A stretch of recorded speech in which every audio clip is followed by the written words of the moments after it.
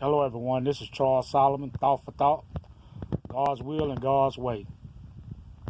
I got a call from my daughter, and she been going through a situation, and she been really praying and believing God. But one thing that she told me was that she been trying to fix it, and she just was about ready to throw in the towel. She felt hurt and she felt discouraged, and she said she was just at the end of her rope, like she couldn't take it no more.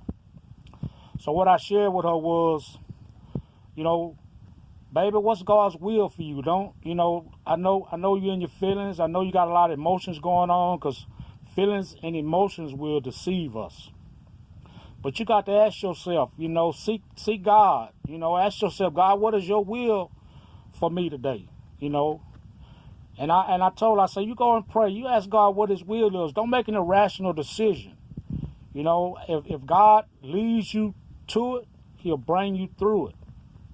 Because feelings and emotions, man, we get our feelings and emotions, we'll make irrational decisions, and then later on we'll regret it. Or we end up saying some stuff we end up regretting. We have to go apologize for. But we have to walk by faith and not by sight. You got to trust God in every situation, every circumstance. So I told her, I said, you go see God.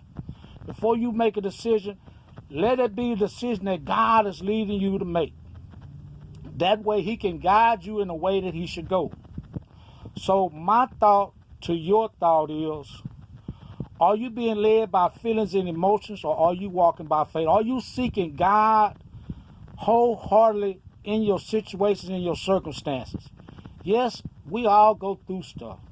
I know me, man, God told me, Charles, you got that strong sense of pride. But I got to break you in order to make you. And I tell you, sometimes it's not easy in the process. It's not easy in the process. It's not easy at all. But yet, God is still on the throne. God is the best of planners, and he knows what's best.